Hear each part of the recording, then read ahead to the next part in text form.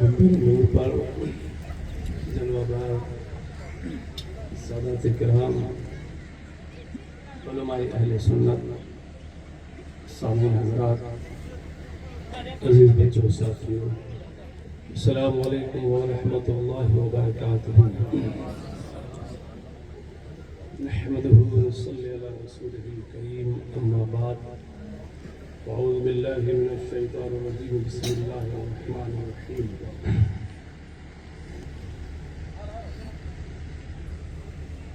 وأما ما ثقلت موازينه فهو في عيشة راضية، وأما من خفت موازينه فأمه هاوية وما أدراك ما هي نار حامية۔ صدق الله العظيم وصدق رسوله النبي الأمين الأمي الكريم، ونحن على ذلك لمن الشاهدين والشاكرين والذاكرين والحمد لله رب العالمين۔ ایک مرتبہ درود پاک پڑھ لیں، اللہم صلی علی سیدنا و شفیعنا حبیبنا و مولانا محمد صلی اللہ علیہ وسلم، صلاۃ و سلام علیک یا رسول اللہ، صلاۃ و سلام علیک یا حبیب اللہ صلی اللہ علیہ وسلم۔ حضرات، خطاب ہمیں حضور علامہ سید نور اللہ شاہ بخاری کا سننا ہے، اور میں اس لائق نہیں، یہ علماء کرام کا حسن ظن، ان کی محبت، بالخصوص ہمارے مولانا جمال الدین صاحب۔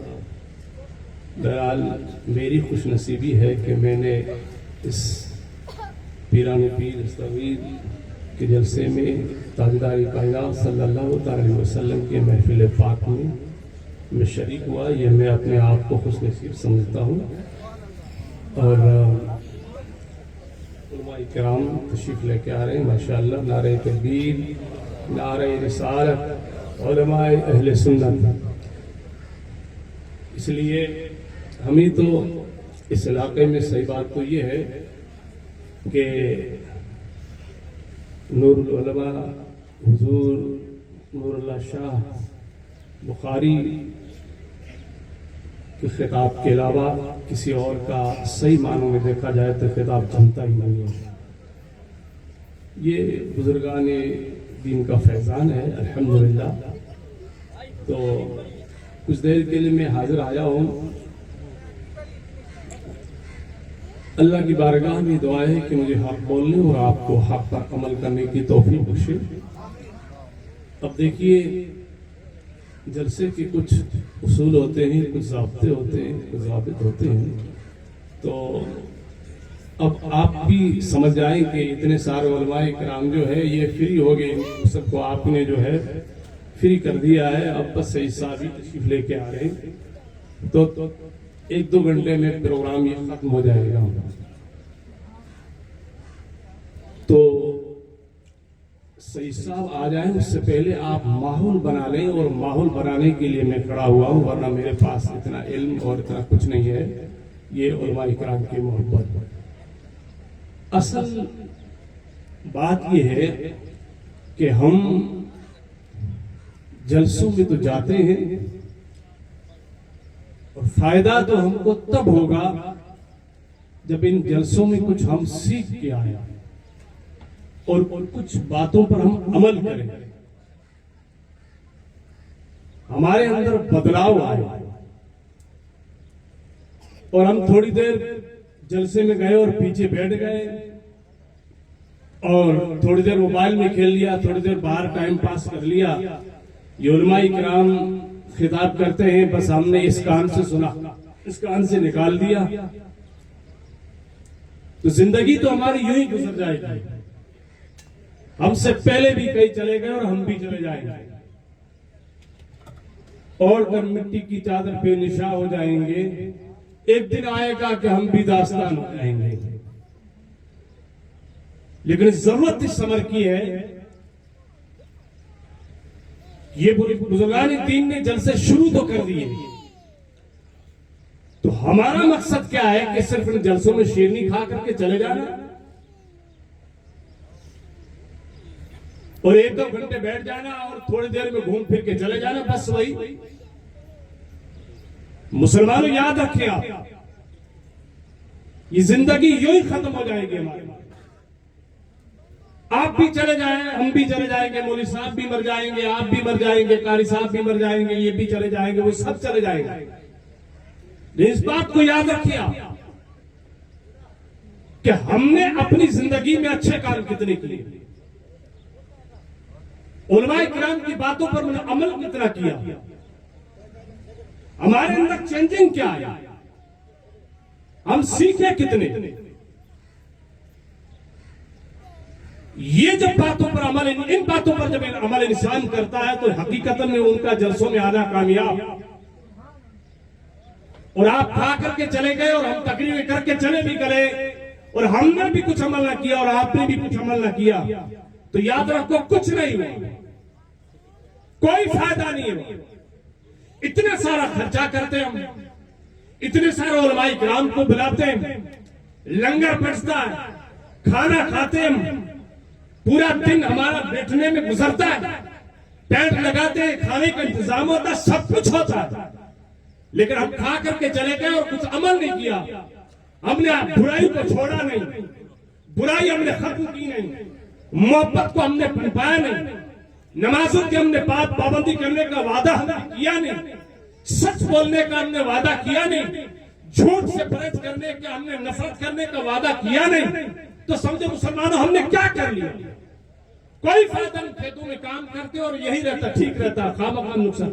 اسی لیے ضرورت اس عمل کی ہے کہ ہم کچھ ہم کام کریں، ہم اللہ اس کے رسول صلی اللہ علیہ وسلم کو راضی کریں۔ یہ جو بزرگان دین کی کہانیاں، بزرگان دین کی قصے، بزرگان دین کی ہسٹری، بزرگان دین کی تاریخیں آپ کے سامنے جن کے ہم گیت گا رہے ہیں، انہوں نے اللہ کو یاد کیا، رب کو یاد کیا، مالک کو یاد کیا، پروردگار عالم کو یاد کیا، رب غفور رحیم سے پیار کیا، رب کو راضی کیا، تو ان کے نام آج بھی باقی ہے۔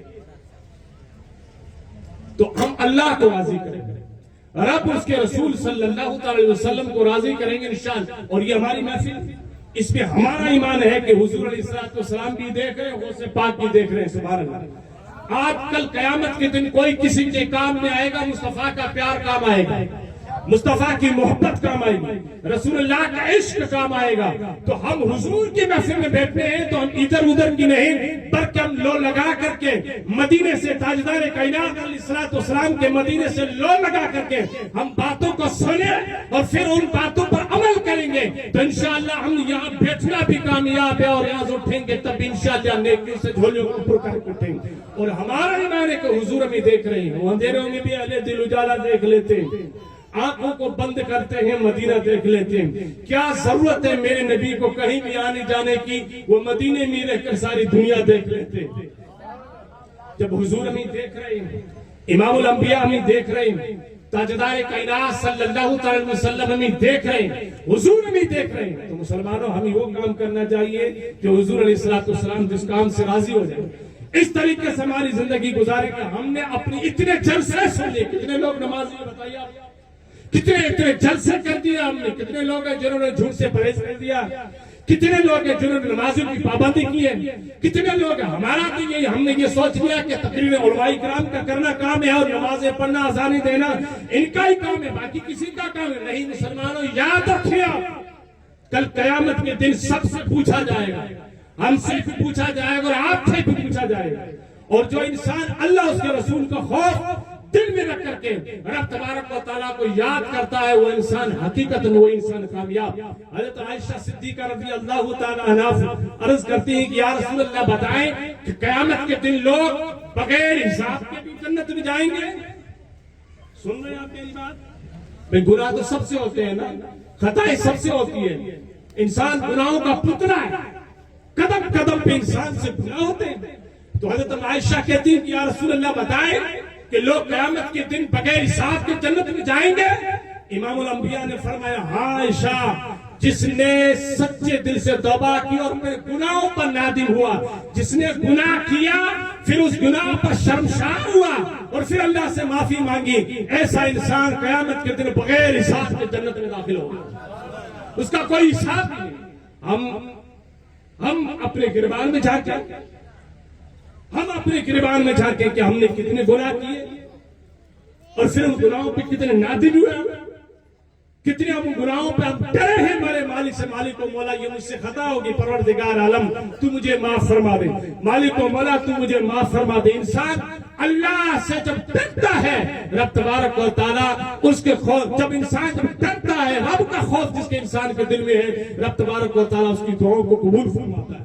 قیامت کے دن مسلمانوں کوئی کسی کے کام نہیں آئے گا، کوئی کسی کے کام نہیں، اس لیے ان اللہ والوں کی جو محفل میں بیٹھے ان اللہ والوں نے رب کو راضی کیا، مالک کو راضی کیا، پروردگار عالم کو راضی کیا، اپنے مولا کو راضی کیا، گناہوں سے توبہ کی، ہر وقت اللہ اللہ اللہ اللہ کرتے رہے۔ حضرت موسیٰ علیہ السلام کے پاس ایک عورت آتی ہے اور اس عورت نے آ کر کے کہا کہ اے کلیم اللہ، آپ دور پر جاتے ہیں، رب سے ہم کلام کرتے ہیں، آپ رب سے باتیں کرتے ہیں، میرے مولا کی بارگاہ میں جاتے ہیں آپ، اے کلیم اللہ آپ اللہ کی بارگاہ میں جا کے دعا فرمائیں، اور میری یہ عریضہ ہے، میری جو گزارش ہے، میری فریاد ہے، مالک کی بارگاہ میں پیش کریں کہ رب تبارک و تعالیٰ مجھے کئی ٹائم کتنا سال ہو گئے، میرے شادی ہو گئی، میرے اب بچہ نہیں، پروردگار عالم کی بارگاہ میں میرے کریم جا کر کے آپ دعا کریں، آپ جا کے موسیٰ کلیم اللہ جا کر کے آپ دعا کریں، رب تبارک و تعالیٰ مجھے اولاد دے دے۔ تو حضرت موسیٰ علیہ السلام گئے، جب کوئی دور پر گئے تو آپ نے جا کر کے اللہ رب العزت کی بارگاہ میں دعا، اللہ رب العزت کی بارگاہ میں اس بڑھیا کی جو عورت کی جو فریاد پیش کی، کہا کہ اے میرے مالک و مولا یہ بڑھیا آئی تھی، اس کی شادی ہو گئی، اسے کئی دعائیں کی، کئی منتیں کی ہے، مگر ہے یہ ہے کہ اس کے یہاں اولاد نہیں ہے۔ پروردگار عالم اس نے مجھ سے یہ کہا کہ رب کی بارگاہ میں دعا، رب کی بارگاہ میں میری عرضی پیش کر دینا اور کہنا اللہ رب العزت مجھے اولاد سے نواز دے۔ تو اللہ رب العزت نے فرمایا کہ میرے کلیم جائے، آپ اس عورت سے جا کر کے کہہ دینا کہ تیرے نصیب میں بچہ نہیں، تیرے اولاد نہیں۔ حضرت موسیٰ علیہ السلام پلٹ کر کے واپس آئے، جب آپ واپس آئے کچھ ٹائم کے بعد وہ بڑھیا آئی۔ آپ بات سن رہے ہیں میری بات کو، میں آپ سن رہے ہیں بات، ہم زیادہ دیر نہیں، ہم اس لیے نوجوانوں بالخصوص آپ سنیں، ہم اس لیے ہم پھر کیا آتے ہیں جب بھی پیچھے بیٹھتے ہیں اور سننے کا ٹائم آتا ہے جب بھی پیچھے رہتے ہیں، کھانے میں آگے رہتے ہیں۔ یہ غوث پاک کی محفل ہے، اللہ کے رسول کی محفل پاک ہے، اس میں آگے بیٹھے اور باتوں کو سنیں آپ، ہم ادھر ادھر کی کہانی نہیں۔ یہ علماء اکرام نے علم حاصل کیا ہے، یہ علماء اکرام آپ کے سامنے سچی بات بتاتے ہیں۔ موسیٰ کلیم اللہ نے کہا آئے، واپس آئے، موسیٰ علیہ السلام واپس آئے، وہ بڑھیا واپس پلٹ کے حضرت موسیٰ علیہ السلام کے پاس آئی، تو حضرت موسیٰ علیہ السلام نے کہا کہ رب تبارک و تعالیٰ نے فرمایا کہ آپ کے یہاں اولاد نہیں ہے، اسے بڑھیا سے جا کے کہہ دو کہ تیرے نصیب میں بچہ نہیں ہے۔ یہ بڑھیا پلٹ کر کے واپس چلی گئی، اب بڑھیا چلی گئی، اپنے کام پہ چلی گئی۔ کچھ ٹائم ہوا، حضرت موسیٰ علیہ السلام پھر اپنی بارگاہ میں گئے، پروردگار عالم کی بارگاہ میں جب پہنچے تو اللہ رب العزت نے جو ہے کچھ ٹائم تک آپ چلتے رہے، آتے رہے، آنا جانا شروع رہا۔ کچھ ٹائم کے بعد آ کر کے دیکھا تو حضرت موسیٰ علیہ السلام بیٹھے ہیں، وہ بڑھیا آئی اور بڑھیا کی گود میں ایک خوبصورت بچہ، سبحان اللہ، ان کی بڑھیا کی گود میں ایک خوبصورت بچہ تھا۔ حضرت موسیٰ علیہ السلام سے کہتی ہے نعرہ تکبیر، نعرہ رسالت۔ حضرت علامہ سید نور اللہ شاہ بخاری، علماء اہل سنت، نعرہ تکبیر، نعرہ رسالت، سادات کرام، نعرہ تکبیر، نعرہ رسالت۔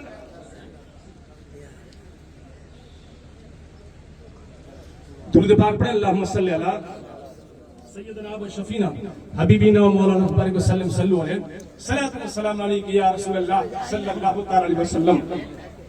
ایک مرتبہ اور درود پاک پہ اور آگے آئیں، پیچھے جو بیٹھے ہو آپ آگے تشریف لے کے آئیں، آگے تشریف لائیں۔ درود پاک پہ اللہم صلی علی سیدنا و شفینا حبیبینا و مولانا محمد بارک وسلم، صلو علیہ صلاۃ و سلام علیک یا رسول اللہ صلی اللہ علیہ وسلم۔ سے صاحب کے بعد تشریف لے کے آئے ہیں، حضرت کا خطاب شروع ہونے والا ہے، بس میں تھوڑی دیر حضرت کے حکم کے مطابق اپنے گفتگو کو انشاءاللہ تبارک و تعالیٰ بہت جلد جو ہے سمیٹنے کی میں کوشش کروں گا۔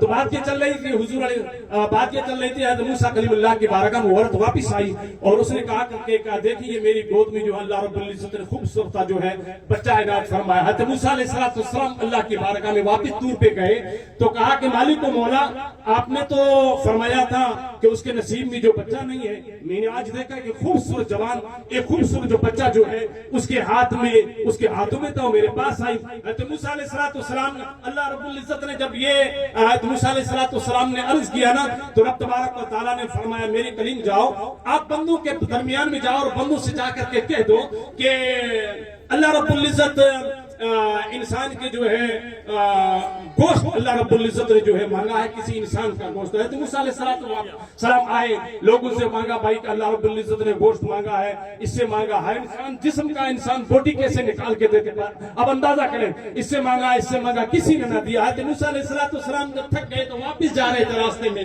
تو دیکھا کہ ایک مزدور ایک بزرگ جو ہے اللہ اللہ کر رہا اس کی زبان پہ جاری تھا اللہ اللہ اللہ اللہ ہے. تو موسیٰ علیہ السلام جب پلٹے نہ واپس تو کہا کہ کسی نے نہ دعا یہ مزدور بیٹا ہو اس سے بھی کہہ دو. اس مزدور کے پاس گئے اور کہا کہ دیکھو اللہ رب العزت نے جو ہے انسان کا گوشت مانگا ہے. تو کہا کہ لاؤ چھری اور لاؤ پیالہ اور آپ نے جو اپنے گوشت کا ٹکڑا کاٹ کر کے اس پیالی میں رکھا کہا لے جاؤ میرے رب کے نام پر لے جاؤ سبحان اللہ. تو موسیٰ علیہ السلام جب آگے جانے لگے کہا رک جاؤ. اب انسان نے اس ہاتھ سے بھی کاٹا ادھر سے بھی کاٹا ادھر سے بھی کاٹا. کہا کہ میرے رب نے کیا معلوم کہاں سے گوشت مانگا ہے.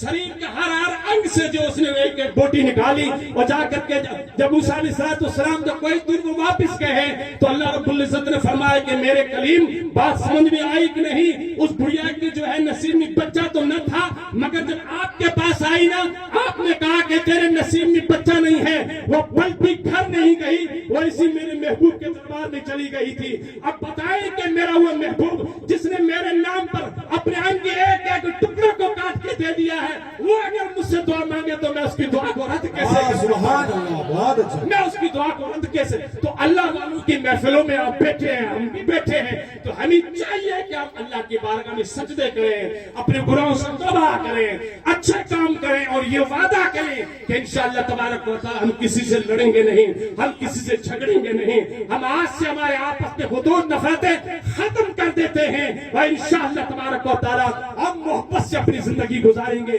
یہی اسلام کا پیغام ہے یہ رسول اللہ علیہ السلام کی سیرت طیبہ ہے. یہی امام الانبیاء تاجدار کائنات علیہ السلام کا بھی کردار بھی رہا ہے. تو ہم رسول اللہ کی محفل میں جب بیٹھے ہیں تو ضروری یہ ہے کہ ہم اچھے کام کریں ضروری یہ ہے کہ ہم بہتر کام کریں ضروری یہ ہے کہ ہم اچھے کام کریں گے تو انشاءاللہ تبارک و تعالی ہماری زندگی معاف کرنا سیکھیں. ہم جلسے تو خوب کرتے ہیں لیکن اپنے بھائیوں میں گاؤں میں آپسی ہماری جو چھوٹی چھوٹی نفرتیں ہوتی ہیں ان کو بھی ہم بڑھاوا دے دیتے ہیں مگر اس کو ہم درگزر کرنے کی کوشش نہیں کرتے. آخری بات میں کہہ کر کے تھوڑی سی جو ہے میں 10 منٹ میں انشاءاللہ تبارک و تعالی اپنی بات کو میں ختم کرنے کی کوشش کر رہا ہوں. امام الانبیاء تاجدار کائنات صلی اللہ علیہ وسلم کے غلاموں حضور علیہ السلام نے یہ پیغام دیا ہے کہ ایک دوسروں کو معاف کر دیں سبحان اللہ. آپ نے نام سنا ہوگا یہ بات لمبی ہے انشاءاللہ تبارک و تعالی پھر کبھی موقع ملا تو میں آپ کو بتاؤں. میں شارٹ کٹ میں آپ کی بات بتا دیتا ہوں. حارث بن عامر کی بیٹی اس نے اپنے غلام کو آزاد کرنے شرط پر کہا یعنی اس نے جو ہے اس کا یہ جو غلام تھا یہ حارث بن عامر کی بیٹی کا غلام تھا. اب اس نے جو ہے کہا کہ اس حارث سے کہا کہ ایک بات ہے اس شرط پر میں تجھے آزاد کر دیتی ہوں آپ ایسا کریں کہ جنگ بدر کے موقع پر میرے باپ کو جو ہے قتل کر دیا گیا تھا. اب میں آپ کو چاہتی ہوں کہ اگر تم معاذ اللہ محمد یا ان کے جو ہے علی یا حمزہ ان تینوں میں سے کسی ایک کو آپ قتل کر دیتے ہیں تو میں جو ہے آپ کو جو آزاد کر دوں گی. اب اس نے ٹھان لی اس نے کہا کہ ٹھیک ہے. اب یہ موقع تھا کہ جنگ بدر کے موقع پر جو ہے آپ نے جو ہے حضرت حمزہ کو جو ہے آپ نے اس نے جو ہے قتل کر دیا. حضرت حمزہ کو جب قتل کر دیا تو احد کے موقع پر جب قتل کر دیا اب قتل کرنے کے بعد میں حضور علیہ السلام کو بہت رنج ہوا.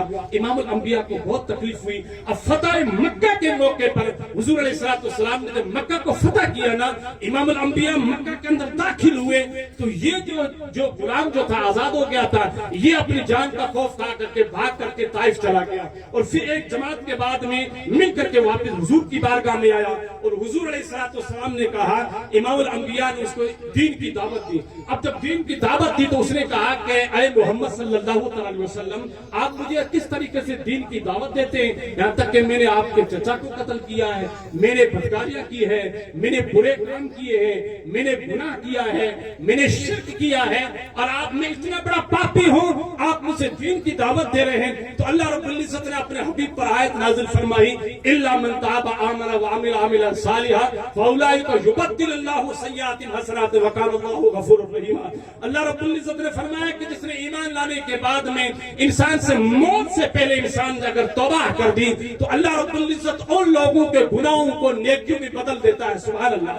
ان کے گناہ جو انسان نے کیے ہیں ان گناہوں کو نیکیوں میں رب تبارک و تعالیٰ بدل دے گا۔ تو اس نے کہا کہ یہ شرط تو بہت بڑی شرط ہے کہ یعنی اس میں جو ذکر ہے یہ ایمان لانے کے پہلے کے جو گناہ ہیں وہ معاف کیے جائیں گے، وہ معاف کیے جائیں گے، اور مان لو کہ اگر مجھ سے ایمان لانے کے بعد میں گناہ ہو گئے تو مجھے تو سزا ملے گی، پھر میرا ایمان لانے سے کیا فائدہ؟ تو اللہ رب العزت نے پھر آیت نازل فرمایا اپنے حبیب فرمایا ان اللہ لا یغفر ان یشرک بہ ویغفر ما دون ذلک لمن یشاء۔ اللہ رب العزت نے فرمایا کہ میرے حبیب ان سے آپ کہہ دو کہ اللہ رب العزت اپنے ساتھ شرک کیے جانے کو، شرک کیے جانے کو نہیں بخشتا ہے، اس کے علاوہ جو گناہ ہوں گے رب چاہے گا تو اسے بخش دے گا۔ تب اس نے پھر کہا کہ یار اس میں بھی ہے کہ اس میں یہ ہے کہ اللہ رب العزت کی مرضی پر ہے، رب چاہے گا تو بخشے گا۔ مان لو کہ میرا رب ہے مجھے نہ چاہے بخشنا تو پھر میرا ایمان لانے سے کیا فائدہ؟ پھر اللہ رب العزت نے اپنے حبیب پر آیت نازل فرمایا، رب تبارک و تعالیٰ نے فرمایا قل یا عبادی الذین اسرفوا علی انفسہم لا تقنطوا من رحمت اللہ۔ اللہ رب العزت نے فرمایا کبھی میرے غلاموں سے آپ کہہ دیں کہ جس نے اپنے جانوں پر زیادتیاں کی ہے اللہ کی رحمت سے بے امید نہیں ہونا چاہیے۔ بے امید نہیں ہونا چاہیے۔ اب اس نے کہا کہ مجھے اطمینان ہو گیا ہے، مجھے سکون ہو گیا ہے، اب میں کلمہ پڑھتا ہوں۔ مسلمانوں کہنے کا مقصد یہ ہے کہ اگر امام الانبیاء تاجدار کائنات صلی اللہ علیہ وسلم کا چچا کا وہ قاتل تھا مگر وہ آئے اور پھر اتنے نخرے کرے، اگر ہم سے کوئی دنیا میں اگر کسی کو تھپڑ بھی مار دے، قتل تو دور کی بات ہے، جھگڑا کر دے تھپڑ مار دے، اور پھر اس کے بعد میں اگر ہم سے کوئی دنیا کا راستہ بھی پوچھے تو ہم یہ کیا بچ سکتا ہے انسان، ہم یہ اس کو یہی بدلہ لینے کی کوششیں کریں گے۔ مگر قربان جائیں میرے نبی کی شان پر، قربان جائیں امام الانبیاء کی شان پر، قربان جائیں تاجدار مدینہ کی شان پر کہ حضور علیہ السلام کے چچا کا قاتل ہے، وہ اتنے نخرے بھی کر رہا ہے، امام الانبیاء اسے جنت کا راستہ بھی دکھا رہے ہیں۔ سبحان اللہ، سبحان اللہ۔ معاف کرنا سیکھیں تو انشاءاللہ تبارک و تعالی ہماری زندگی کامیاب رہے گی، ورنہ جلسے کرنے سے، زیادہ نعرے لگانے سے یا زیادہ لنگر کھانے سے، دیگی پکانے سے کچھ نہیں ہوگا۔ بدلاؤ پیدا کریں گے انشاءاللہ تبارک و تعالی ہماری زندگی کامیاب رہے گی۔ یہ غوث پاک کی محفل ہے، حضور کی محفل ہے، اس میں ایک دوسرے کو معاف کرنا سیکھیں۔ 5 منٹ اور رہ گئے ہیں، میں اپنی بات کو ختم کر دیتا ہوں۔ غوث پاک کے زمانے میں بھی ایک گویہ تھا جو بہت زیادہ گانے گاتا تھا، اور ظاہر سی بات ہے جب انسان گانا گاتا ہے تو اس کے ارد گرد لوگوں کا ہجوم رہا کرتا ہے، وہ بہت زیادہ گانے گایا کرتا تھا۔ تو غوث پاک نے فرمایا کہ دیکھو بھائی یہ گانا بانا نہ گائیں، آپ کی زندگی ہے، آپ نعتیں پڑھیں، آپ اللہ کا کلام پڑھیں، آپ اچھے کام کریں، آپ رسول اللہ کی جو نعتیں پڑھیں، آپ قرآن مقدس پڑھیں۔ اب وہ جو ہے گانے والا تھا، علماء اکرام آپ کو زیادہ بات بتائیں گے، آپ نے یہ بولا نا تو جو ہے ان کا کام ہی یہی ہے کس طریقے سے باتیں کرنا، ہر طرح کی بات اس کو انسان درگزر کر دیتا ہے۔ تو غوث پاک نے فرمایا کہ بھائی دیکھو آپ اس طریقے سے نہ کریں، جب زیادہ کہا نا تو اس نے کہا کہ غوث پاک معاذ اللہ مجھ سے جلتے ہیں، میں گانا گاتا ہوں لوگوں کا ہجوم رہتا ہے، میری آواز اچھی ہے، جو ہے مجھ سے نفرت کرتے ہیں اس لیے لوگ میرے پاس زیادہ جمع رہتے ہیں، اس لیے میں گاتا ہوں۔ بہرحال غوث پاک مسکرا دیتے تھے اور آپ کو درگزر کر دیتے۔ اب انسان کے پاس پیسہ ہوتا ہے، دولت ہوتی ہے، جب تک انسان آگے پیچھے اس کے ہوتے ہیں، جب انسان غریب ہو جاتا ہے یا انسان کی آواز اچھی ہوتی ہے، پھر آواز جو انسان کی دھیمی پڑ جاتی ہے تو انسان کوئی کسی کا نہیں۔ یہ انسان دنیا جو ہے دولت کی بھوکی ہے، है, बहरहाल इंसान कोई किसी का नहीं। कुछ जमाना गुजरता रहा, इंसान बूढ़ा होने लगा, कमजोर होने लगा, आवाज कम होने लगी, तो लोगों ने उसकी मजलिस से उठना शुरू कर दिया। आस्ते अब हालात ऐसे हुए कि भीख मांगने लगा, उसके घर वालों ने उसे निकाल दिया। अब न रोटी का टुकड़ा मैसर आता था, महफिलों में बैठना तो दूर की बात है, उसको इंसान को कोई सलाम तक नहीं करता था। वो कब्रिस्तान में जाकर के ठहरने लगा, वह भीख मांगने लगा और वहां जाकर के टुकड़े खा करके गुजारा करता। वो से पाक, अब आखिरी बात की बात खत्म कर रहा हूँ, सुभान अल्लाह कह दे सुभान अल्लाह। आप वो से पाक उसी कब्रिस्तान के पास से गुजरे, देखा तो गवैया तो यार यही है, मगर इसकी हालत खस्ता हो गई है, इसकी हालत बदल चुकी है। ये इंसान इतने इस तरह बेचारा ये परेशान है। आप अपने घर पे गए और घर जाने के बाद अपने गुलाम से कहो यार ये अशरफियों की थैली है, इसको पूरा भरें और लेके चले जाएं। वहां जो एक फकीर बैठा हुआ, मिस्कीन बेचारा कब्रिस्तान में बैठा हुआ, उसे जाकर के देख के आना, मगर कहीं पूछे तो उसको कुछ बताना मत, तू चुपचाप दे करके चले आ जाना। ये खाने का इंतजाम भी है, रोटी का इंतजाम भी है, पैसों का इंतजाम भी है, दे के चले आओ।